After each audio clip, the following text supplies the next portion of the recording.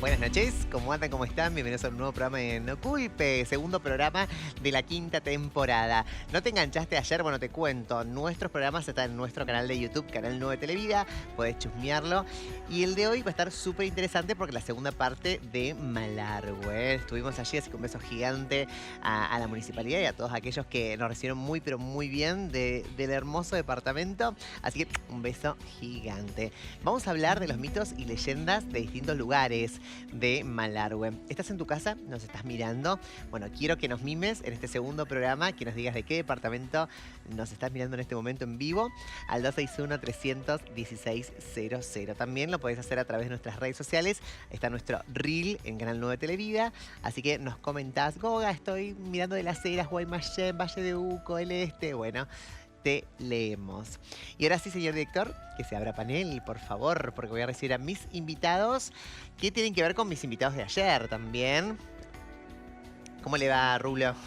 Ay, Mari, ¿cómo en tú? Gabriel Rulo Jofre, autoridad Malehuache, pueblo mapuche. Malahueche. Malahueche. Siempre lo voy a decir mal, sabelo. O sea, Sí, ¿no? hoy vamos a estar acompañando con Ayaleu Fu, que viene acá. Mari, soy Ayaleu Fu. Me decís Mari Mari como hola, ¿no? Sí, Ah, está muy Mari es hola. Me encanta Mari Mari, porque también hay mucha gente del otro lado que no conoce lo que tiene que ver con, ¿cómo se dice? El lenguaje mapuche, el idioma. Mapudungun. Mapungu. Claro. Ajá. Mapudungun. Yo ¿Cómo se también dice? ¿Me soy- ayudan? ¿Está bien el lenguaje? ¿Está El bien? lenguaje, Sí. es el idioma. Sí. ¿Qué idioma? También soy de Malargüe, siempre estuve acá. Amo tu departamento. ¿Vos estabas en el río cuando fuimos a hacer el informe?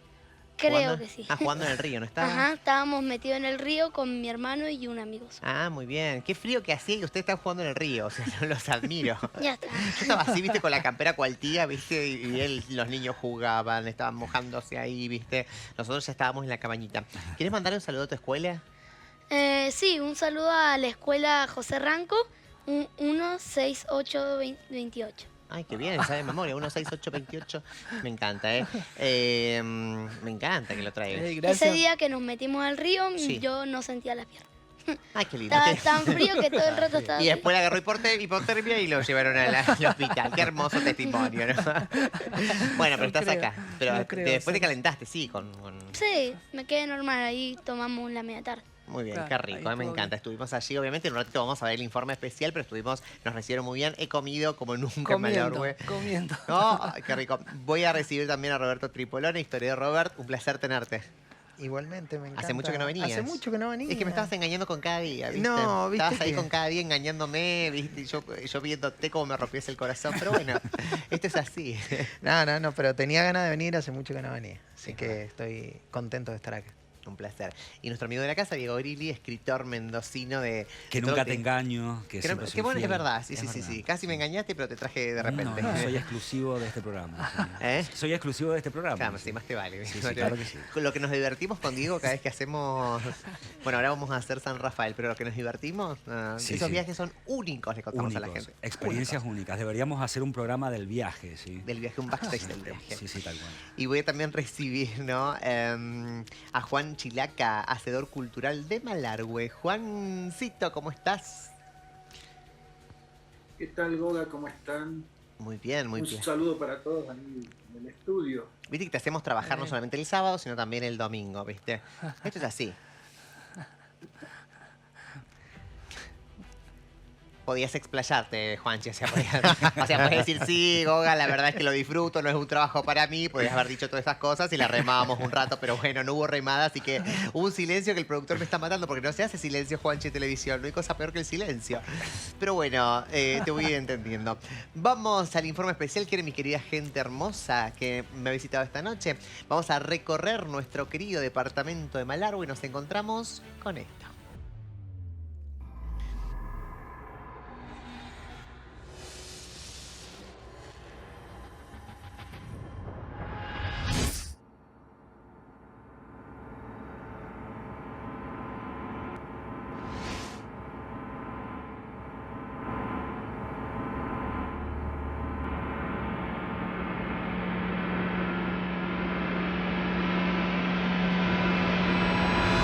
Bueno, estamos con Gladys en el centro de convenciones, un centro que tiene mucha historia. Gladys, Sí, antes, ¿qué era esto? Esto era todo parque, porque lo que tenemos en la parte de adelante era la estancia de Rufino Ortega.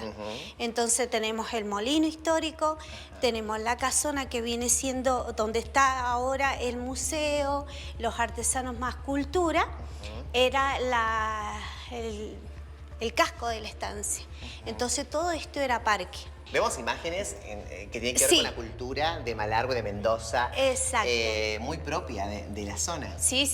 Esto es una casita de campo que son muy bajitas, son de piedra, vieron que no tiene ventana.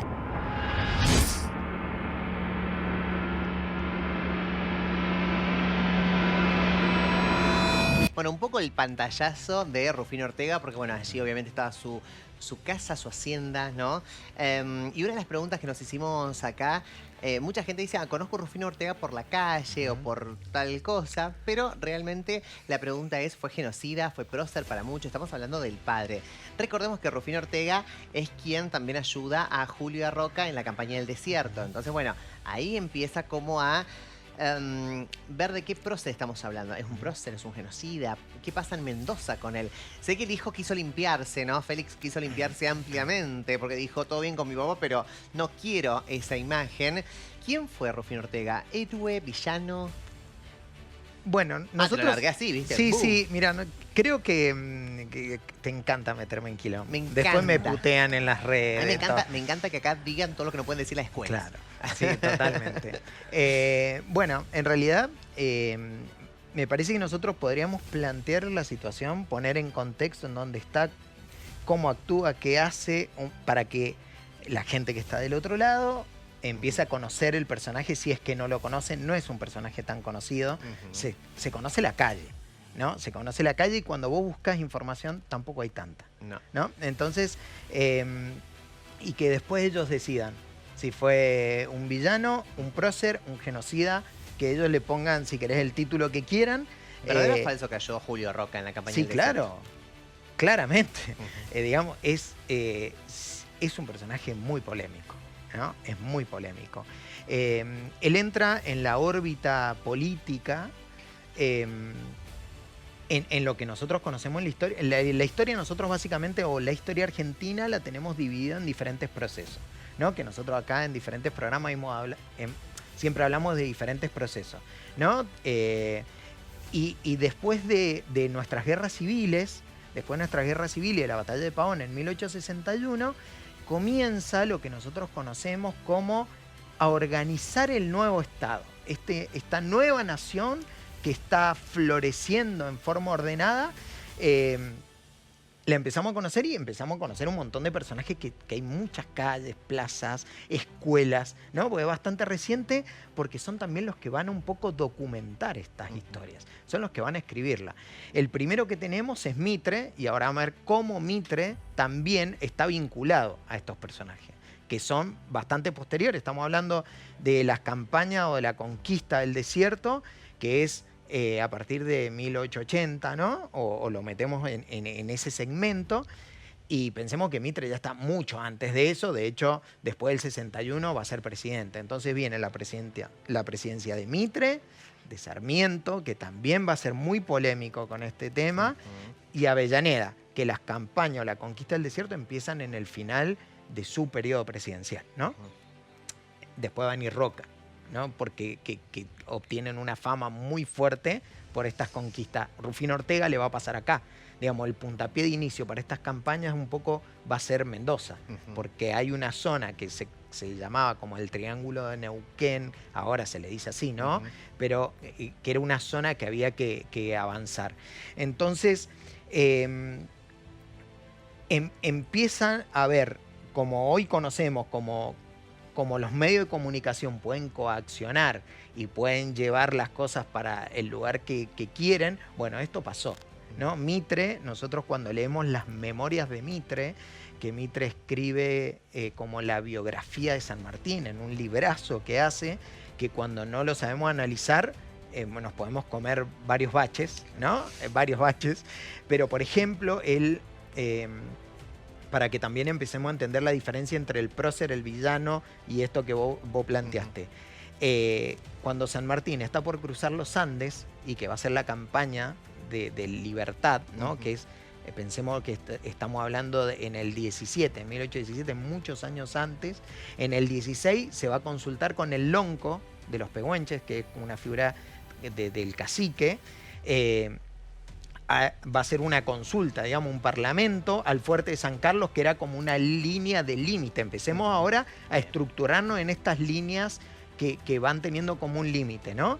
Entonces, como esta nación blanca de un lugar y como territorio todavía indígena de pueblos originarios desde esa línea, por más que ya había una avanzada con el fuerte de San Rafael. ¿No? Ya estaba ahí el fuerte de San Rafael. Sin embargo, estos pactos se seguían manteniendo. Rosas también había hecho una campaña en el 33. De hecho, tiene excelentes relaciones después. Incluso va a aparecer un personaje que es, para mí, es grosísimo y me encanta, y que tiene un avance prácticamente como si fuera un Estado-nación, que es Calfulcurá, ¿no? Entonces, cuando decimos campaña al desierto, es como esto vacío. Cuando hablamos de desierto, hablamos como una zona vacía que no lo era. Y cuando Mitre escribe las memorias de San Martín, dice: San Martín va a consultarse con el lonco porque sabe que lo van a traicionar, porque los indígenas son unos traidores. Entonces la gente ya empieza como a tomar estas cuestiones. Esto no es real, digamos. Incluso Miller escribe las memorias y escribe algo totalmente diferente de lo que después va a plantear Mitre.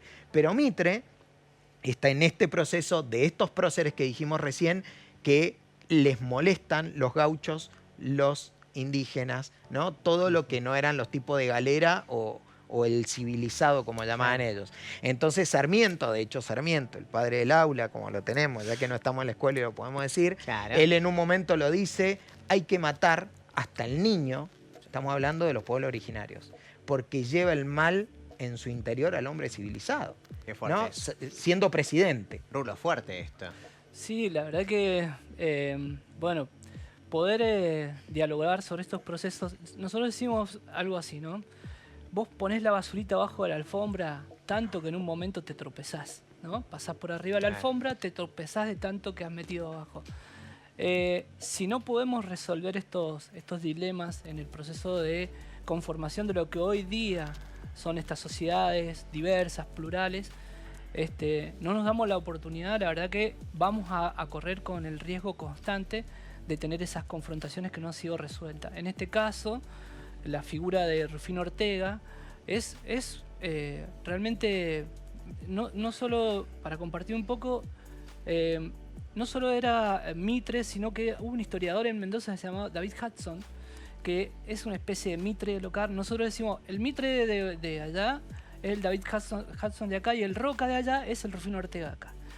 Y esas similitudes porque uno ha visto lo de Roca con el traslado hacia la isla Martín García de los loncos, de los toquis, pero acá, según lo que trabajaba Diego Escolar, que para nosotros es muy importante el trabajo que ha hecho, y de hecho nosotros hoy día estamos cerquita del 24 de marzo y con el compromiso del año pasado asumido, conformando una comisión por la verdad, porque el traslado forzado, la apropiación de menores, son hechos reales que se han constatado. El traslado, digamos, ayer hablaba Horacio de Isidro Massa, de un historiador que pudo hacer la historia de Malagro, que es lo más oficial que hay, pero que él convivió porque justamente estaba en esa estancia y convivió con aquellos que habían sido trasladados forzosamente. Entonces, la verdad que es muy importante porque para nosotros, yo recuerdo cuando salían los primeros tiempos, ¿no?, en Malargüe, a preguntarle a nuestra gente, a que nos dijeran, ¿no?, porque el más indio era el que estaba más adentro de la cordillera, ese es el más indio. Entonces había que ir a buscar y siempre había uno más indio dentro de la cordillera o el que estaba en la tapera, y toda esa idea de que lo indio es lo atrasado, todo. Pero después de que uno empezó, de que podía, yo fui docente en escuelas rurales, entonces tuve la oportunidad de ir a charlar en la casa, a profundizar de esa mirada, y no me olvido nunca de una ñaña, una anciana que me decía: ¿por qué? Porque le dicen maestro a todos, indistintamente en el campo, ¿no? El maestro. ¿Por qué, maestro, usted pregunta sobre esto que es tan doloroso en la zona del Manzano? Una de las descendientes de Luisa Yanquinao, que fue la última machi, la última curandera, que eso también hay registro, ¿no?, muy interesante. En los últimos tiempos aparecieron fotos, imágenes de Luisa Yanquinao, y que nos contaban toda esa otra parte de la historia que fue, para nosotros, es una traición enorme. Rufino Ortega se establece Y fue la creación de Malargüe de 1886 que hablan, duró muy poco tiempo porque básicamente había una pesebrera y hicieron una capilla, porque Claro. como no había misioneros hizo una capilla. Pusieron un registro civil, entre comillas, ¿y para qué hizo eso?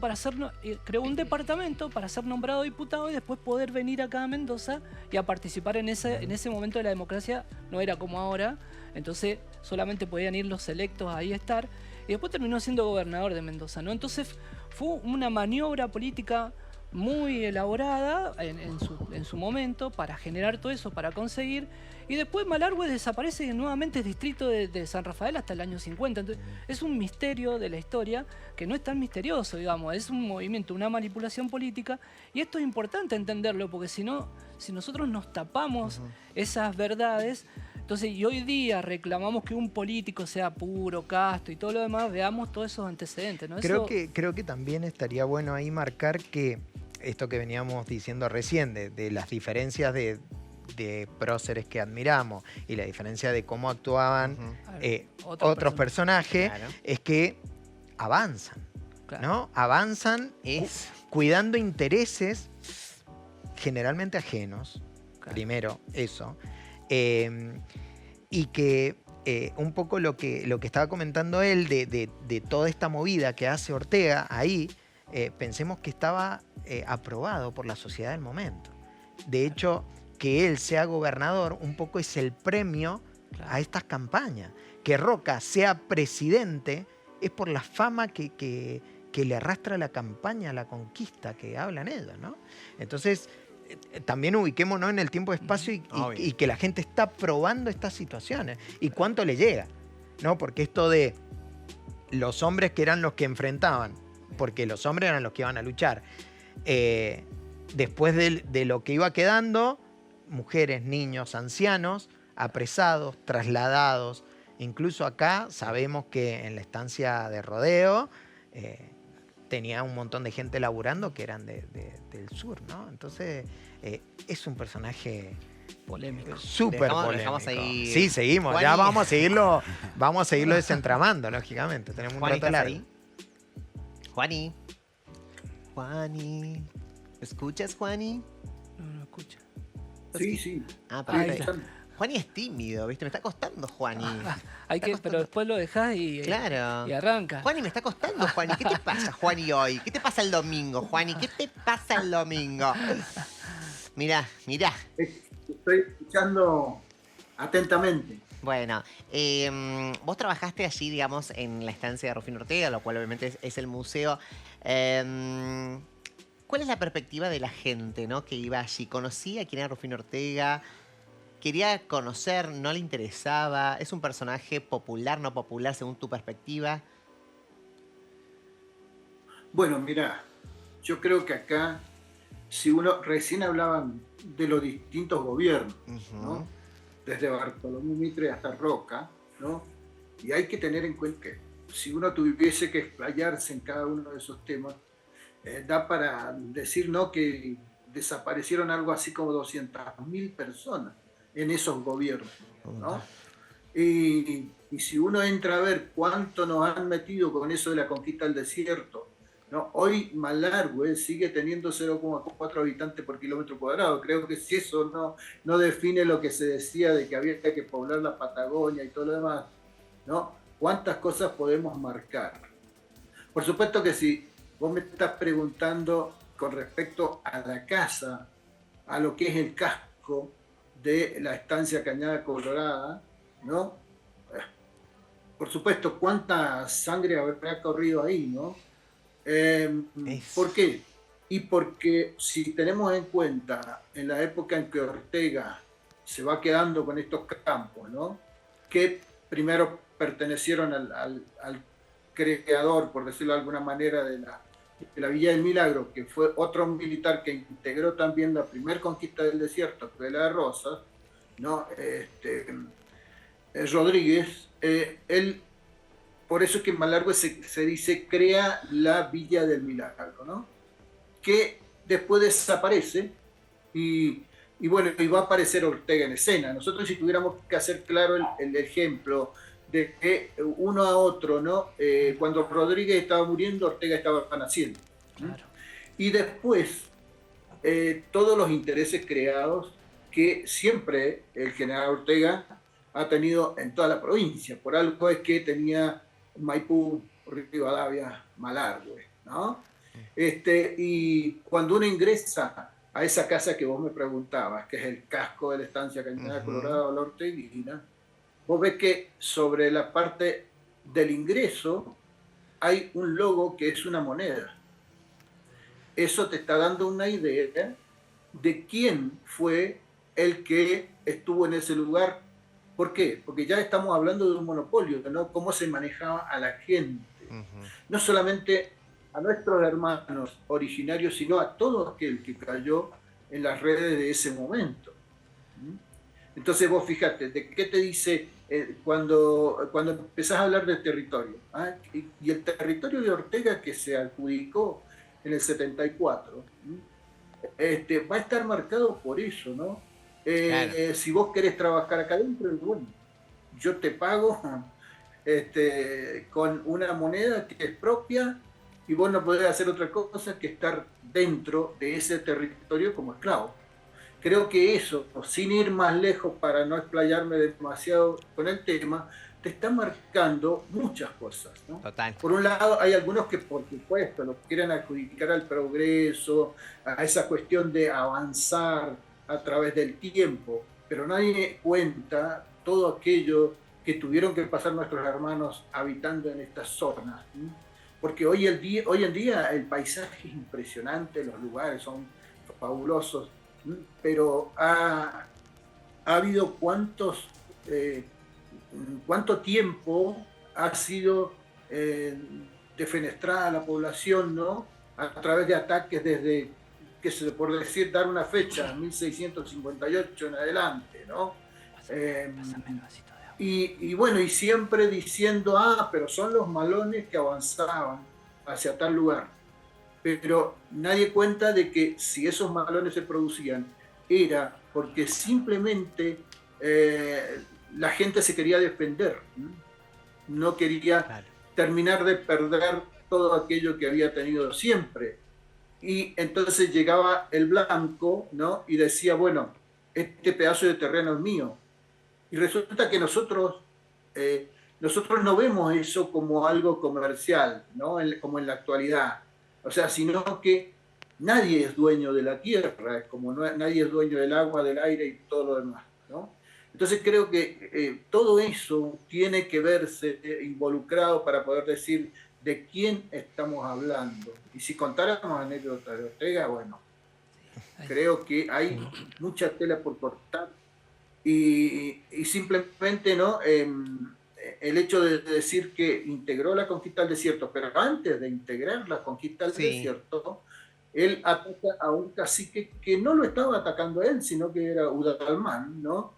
Y lo ataca con una cantidad de soldados, y claro, no dejan a nadie.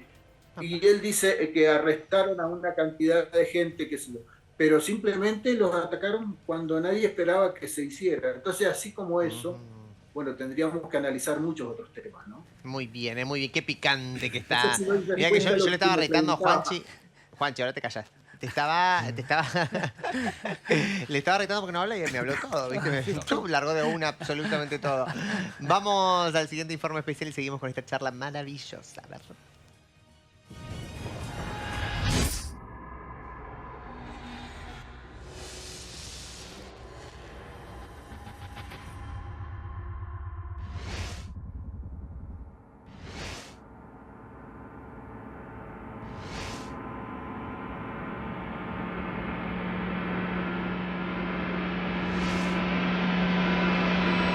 Bienvenidos al Museo Regional Jorge Luna. Ahí está, muy bien. Todo completo, me lo dijo. Sí, obvio. Contame un poco acerca del origen de este museo. ¿Por qué se inició? ¿Qué tiene este museo? Mira, el museo, vamos a comenzar por las instalaciones. El museo cuenta con 4 salas. Bueno, estamos en la sala de historia regional con Lili. Lili, quiero saber todo. La verdad es que estoy mirando todo esto y todo es histórico, todo es historia de Malargüe. Toda historia de Malargüe. Bueno, muy buenos días a todos, ¿cómo están? Mi nombre es Liliana y esta es la sala de historia regional, ¿sí? Van a notar que esta sala es un poquito diferente a las demás, ¿por qué? Siempre le comento al turista que esta sala, que este museo antes era una estancia, que fue la primera estancia que se construyó en el departamento, estancia La Orteguina de Rufino Ortega. ¿Quién fue Rufino Ortega? Fue un militar de alto rango y también fue gobernador de la provincia de Mendoza, ¿sí? Y esta sala conserva el casco original de la estancia, ¿qué quiere decir? Piso original, techo original que es de jarilla, coirón y álamo, y paredes originales que son de adobe o también conocidas como las de barro. Y aquella cocina que se encuentra en aquel sector es la cocina original de la estancia. Lleva aproximadamente casi 150 años en este lugar. Representamos un poquito en este sector lo que es la cultura del departamento, ¿sí? Lo que utiliza el puestero día a día. Muchas gracias, Lili.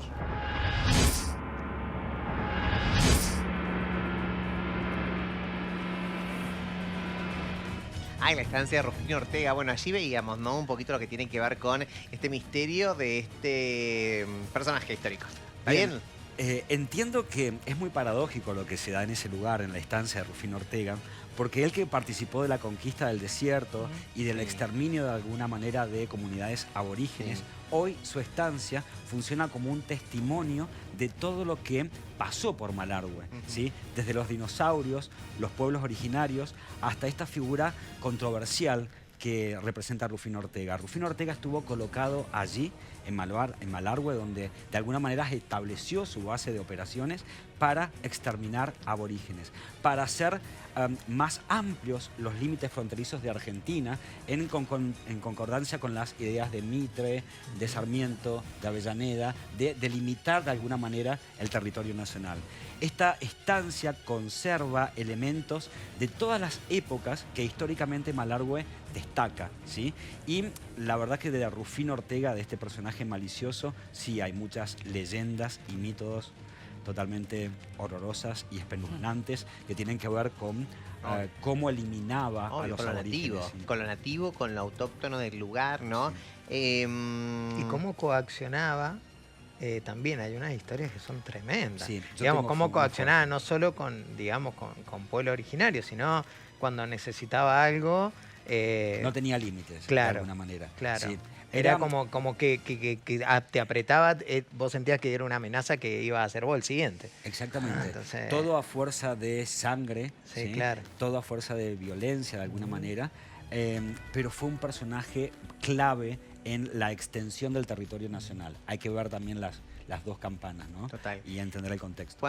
Juancito está acompañado de mi amiga cuando fui a Malargüe, que nos hizo el recorrido, ¿no? Por la estancia de Rufino Ortega.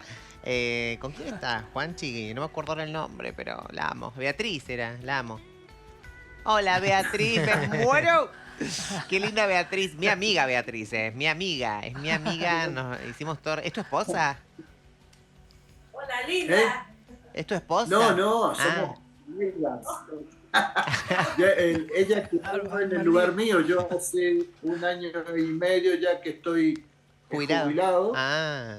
Entonces ella quedó en el cargo que yo ocupaba. La usurpadora, Beatriz. La usurpadora es. Está con el serrucho atrás. No, quiero mandarle un beso a Beatriz, que nos atendió muy bien. La verdad es que hermoso el lugar. Así que, Beatriz, un beso gigante, de verdad. Fuimos muy queridas en ese departamento. Así que gracias, Beatriz. Un placer enorme, ¿no?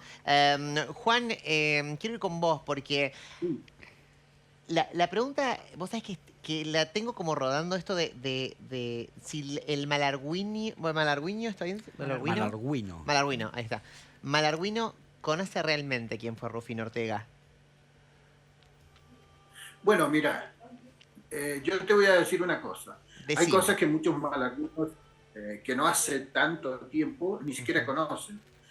A ver, Rufino Ortega, el busto que veías hace un rato, estaba colocado en la avenida San Martín. Era como algo muy chocante, ¿no? Rufino Ortega era como que reemplazaba a San Martín en la avenida. Cuando vos entrabas a Malargüe, te encontrabas con Rufino Ortega. Y después de mucho luchar, se trasladó. Fíjate vos que yo siempre digo, se juntó con el compadre, porque Roca era compadre de Rufino Ortega, el padrino del hijo mayor. Entonces, ¿qué pasa? Se juntaron, porque ahí lo pusieron al busto de nuevo. Y bueno, cuando yo me jubilo, trasladan ese busto al casco de la estancia Cañada Colorada, ¿no? O sea, entonces a mí me habían dicho, por ahí hay cosas que no te van a gustar. Dice, pero bueno, son parte de la historia. Total. Y yo creo que si uno tiene en cuenta, ¿no? Este gran territorio que es Malargüe, ¿sí? Y cuántas cosas ha dado y sigue dando para todo el país, porque si uno se pone a hablar de él, tenemos desde lo más importante que pueda estar bajo tierra hasta todo aquello que anda caminando por arriba, ¿no? Entonces, ¿qué es lo que sucede? Yo creo que si tenemos que hablar de estos temas, siempre vamos a caer en lo mismo. O sea, aquellos que defendemos a nuestra cultura. Está bien, si yo tengo que hablar con la Junta de Estudio Histórico de la provincia de Mendoza, estoy seguro que me van a decir que Ortega era uno de los 10 gobernadores más progresistas de la provincia de Mendoza. Ah, mira. ¿No? Pero claro, si uno ve y analiza quiénes eran integrantes de la Junta de Estudio Histórico de Mendoza hace algunos años, eran parte también de descendientes de quienes integraron la conquista del desierto, en muchos casos. Entonces, bueno, uno siempre tiene que analizar las cosas de la mejor manera posible. Pero hay que tener presente también, ¿no? Cuando uno habla de Ortega, no solamente de Ortega, uno habla de Ortega porque es la cabeza visible, por decirlo de alguna manera, de lo que fue la Cuarta División, ¿no? Sí. Expedicionaria al desierto, como se decía. Entonces, ¿qué pasa? Muchos de otros que vinieron, yo siempre digo que hay como los cerebros de la conquista del desierto, que no son ni Roca ni Rufino Ortega, ¿no? Sino que era Jos o Lascuaga, topógrafos, e inclusive algunos de ellos alemanes, ¿no? Traídos exclusivamente para ver distintos lugares. Y por eso es que a veces uno se pregunta los apellidos tan raros que tienen algunos, ¿no? Y son supuestamente argentinos atacando a otros argentinos, o como se le quiera llamar, digamos, si tenemos en cuenta que a veces se choca con eso de que el originario no tenía un lugar llamado Argentina, tenía un territorio, ¿no? Pero bueno, si volvemos a eso, ¿cuántos de ellos han sido el cerebro? Yo hace poco participé con un integrante del CONICET en un estudio de las fotografías de los dibujos de la conquista del desierto, que son muy interesantes para analizar, porque uno puede ver todo aquello, ¿no? Cuando se ataca a una persona, siempre se lo justifica de alguna manera, pero nadie dice lo que hay en el trasfondo de todo eso, ¿no? Entonces uno veía, qué sé yo, la cordialidad con que se recibía a los militares y de repente todo se transformó. Entonces no era tan cierto que en todos lados atacaban y todo. No, simplemente a veces lo recibían de una forma muy amable, y hay anécdotas en todo el país de esto, ¿no? Y después era como para sociabilizar y después, a traición, digamos, terminar con lo que había. Perfecto. Me diste obviamente pie para hablar de nuestros pueblos originarios, que este programa ama hablar de esto y ama, ¿no?, mostrar la esencia de nuestra querida Mendoza, que tiene que ver justamente con los mapuches, y también conocer un poco sus costumbres. Así que tenemos un informe especial donde vas a conocer un poquito más de esta cultura que llevamos en nuestra sangre.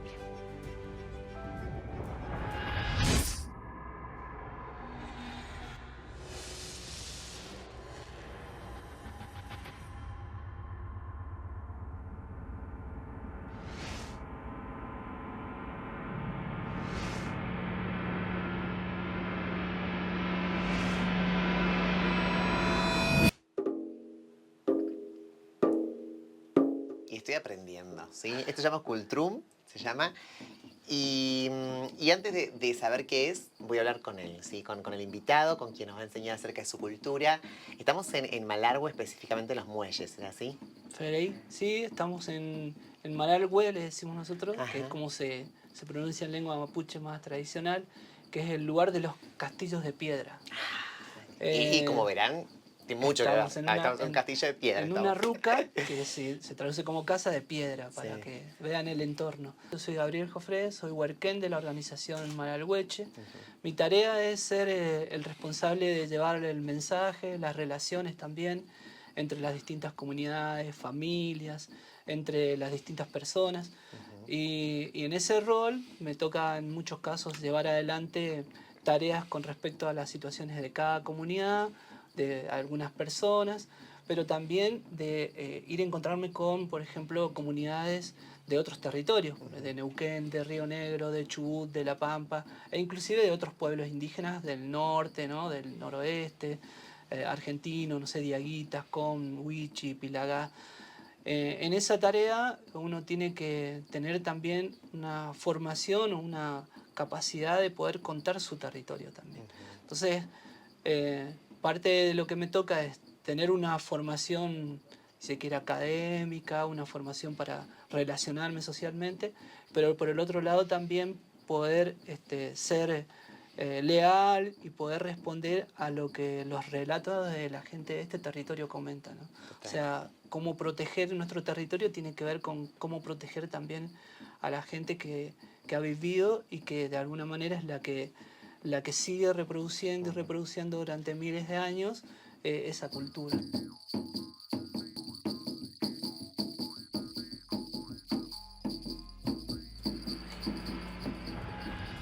Bueno, quisieron apagarlos, quisieron que no existieran, ¿no? Conquistarlos. Quisieron conquistarlos, quisieron cambiar sus culturas, su identidad. Sin embargo, que hay que reconocer la resistencia, la perseverancia, la conducta que tuvo esta comunidad para permanecer vigente durante mucho tiempo, pese que a la gente con mayor poder en nuestro país no le agradaba la identidad que tenía que ver con nuestra querida Argentina, ¿no?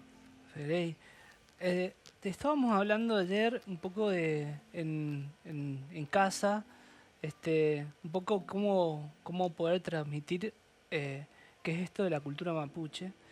La cultura mapú es tierra y che gente, pero profundamente es ser humano en el territorio, en un territorio que tiene una relación completa, integral.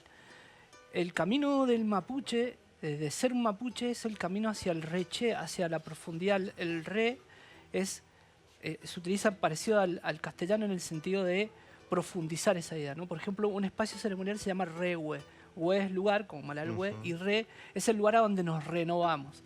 Esos rehues son elementos que no son parecidos a otra cultura, a otras culturas indígenas, sobre todo de América, por ejemplo. Quizá, inclusive los amazónicos también corren ese mismo estigma, que es que tu elemento, tu templo, no es una estatua, no es un edificio, sino es la misma naturaleza. Por eso, por ejemplo, persistir Malalhue es algo que no han podido taparlo, digamos, no intentaron llamarlo, no sé, Villa del Milagro, Beltrán, Perón, terminó siendo Malalhue. Y es muy profundo eso, o sea, es poder plantear de alguna manera la trascendencia que tiene ese espacio, ese lugar. Eso es la cultura persistiendo. Entonces, por más que vengan e intenten aniquilar, hay una transmisión mucho más profunda. Ahí es el mismo territorio el que habla. Entonces, esa es la paciencia con la cual nosotros también nos paramos hoy día, y a pesar de un intento de cuando nos reunimos el año pasado en toda esta ola de intento negacionista, todo, nos juntamos y la gente decía en un raún ahí, bueno, habían diputados que habían ido para allá, nos juntamos varios, y decía, nuestra gente mayor decía, pero hay que quedarse tranquilo ahora. Y era como tranquilo, nos están haciendo de todo.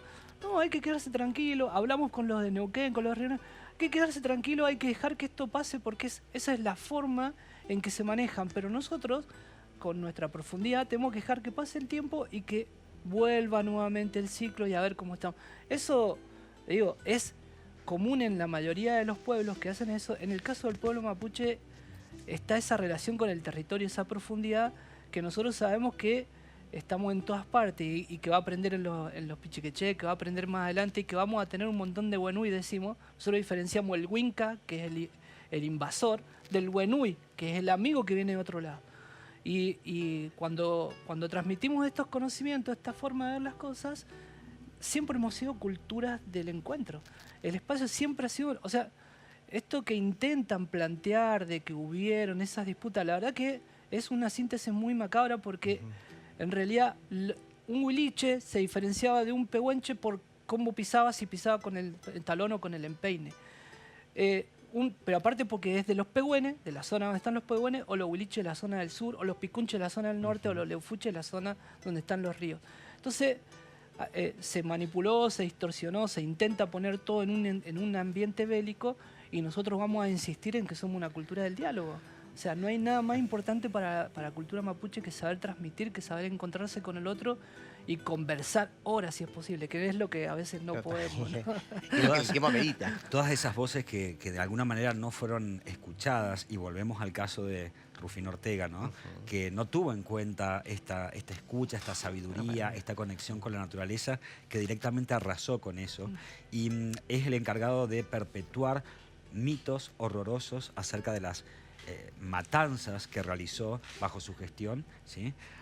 Pero de alguna manera creo que Rufino Ortega se empapó, ¿sí? Con la cultura que estaba destruyendo, porque después de su gobernación, o durante el tiempo en el que fue gobernador de Mendoza, dio un puntapié inicial muy grande, muy importante para la creación de la ley de aguas, de la administración del agua, que es tan importante para la zona de Mendoza. Esperemos que todo lo malo que haya hecho lo haya podido como revertir de alguna manera con la creación de estas leyes que de alguna manera nos enseñaron esto de conservar el agua, que también es como una voz que transmiten los pueblos originarios, ¿sí? Que no son diferentes al ambiente en el que vivieron y en el que viven. Roberto. La verdad que era muy importante lo que estaban diciendo, me encantó. Sí, yo medio que me quedé pensando en el graf de recién, por ejemplo, de prócer o genocida, yo diría etnocidio, ¿no? Porque había un objetivo que no eran cualquiera, ¿no? No era arrasar con cualquiera, sino que era una etnia, claro. Claro, era arrasar con la Patagonia y con lo que estuviera en pie en la Patagonia. Eso por un lado. Y bueno, después lo que hablaste me encantó. Me encantó. La simpleza con lo que lo dijiste y poder conocer un poco profundo. Yo he tenido la suerte de ir, de charlar y estar con comunidades. Y a veces somos tan iguales, pero a la vez tan ajenos también, ¿no? Es como que nosotros cuando que por ahí somos más ñoños, el libro, viste, que estudiamos y qué sé yo, y cuando pensamos a Sarmiento como un gran prócer y que escribe Civilización o Barbarie, pensemos que estos son los civilizados, ¿no? Entonces, ¿qué sería la barbarie? Sí. Claro, ¿no? Entonces, si los civilizados mataban. Si los civilizados arrasaban con mujeres, niños, violaciones, ¿no? Y era tremendo porque, digamos, no solo pasa acá, también me parece que es un periodo. Es el periodo, porque después de las guerras civiles, donde se había fraccionado entre unitarios y federales, sabemos que muchos batallones indígenas colaboraron con los federales, ¿no? Porque tenían cuestión en común, porque habían dialogado, porque se habían puesto de acuerdo. Y también sabemos que cuando entran en la gobernación tanto Mitre, Sarmiento, Avellaneda, tenemos la guerra, ¿no? Contra el Paraguay, algo que va a ser clave, que no lo hemos hablado ahora, pero es tremenda también, digamos, como para entender que operan de esta manera. Y después la avanzada contra los caudillos provinciales, como para... Y ahora pensemos que también era diferente, porque antes era una guerra entre caudillos, ¿no? Ejércitos de caudillos, y ahora es un Estado-nación con un ejército profesional conformado contra caudillos, digamos, contra una persona con gaucho que defendían sus intereses provinciales, que defendían su autonomía, su gente, su pueblo, sus formas, ¿no? Entonces, Buenos Aires, su forma de crear una nación es un poco arrasando las otras naciones, ¿no? Porque cuando leemos las particularidades, tanto decimos, bueno, de esta línea imaginaria de la Patagonia hacia el sur, con todos los pueblos, cuando leemos lo que sería el litoral o la parte alta o norte del litoral, que no querían ir a pelear contra los paraguayos porque se sentían más identificados con ellos que con Buenos Aires, ¿no? Cuando las avanzadas también en la zona donde estaban en Mocoví y qué sé yo, de otros pueblos que resisten la avanzada porteña, digamos, porque ellos se sienten más identificados con otra cultura, digamos, el norte de la Argentina actual, se sentían más identificados con lo que conocimos como el altiplano. Para ellos, mirar al norte era Bolivia, era el Perú, esa era su identidad, no era la identidad porteña. De hecho, todavía los porteños medio que lo siguen marcando. Total, ¿no? perfecto. Lo siguen marcando. Me tengo que ir al corte, si no el productor me va a matar. Mira, me dice, Goga, tenemos corte y corte, ya venimos. Qué lindo. Este es un momento un poco más relax, ¿no? Porque venimos de una tensión. Hoy fue un personaje polémico. Bueno, hablamos de una comunidad también que la viene luchando desde siempre. Así que me encantó tenerlos a todos ustedes esta noche acá y compartir tanto conocimiento. De verdad, muchísimas gracias.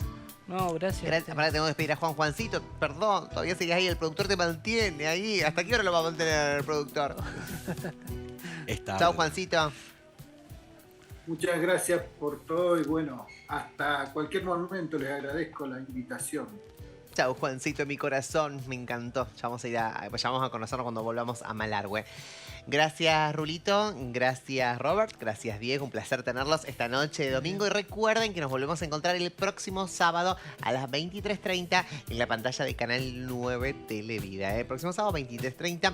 Pero quiero que lo cierre él, mi pequeño invitado. ¿Te puedo llamar Ayla?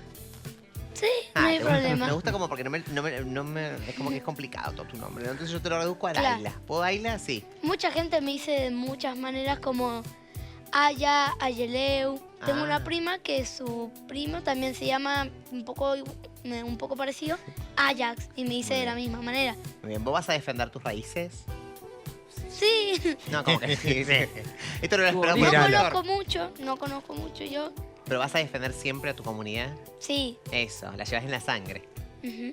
También le quería mandar un saludo Mande. porque yo esto le conté que venía a mi seño. Mande, señor. ¡Mua! Entonces le quería mandar un saludo a mi seño Joana y a mi seño Mónica. Muy bien, besos para todos. Gracias por acompañarnos. Pasaron estos 2 programas de No Culpes. Estamos totalmente emocionadas, contentos, felices.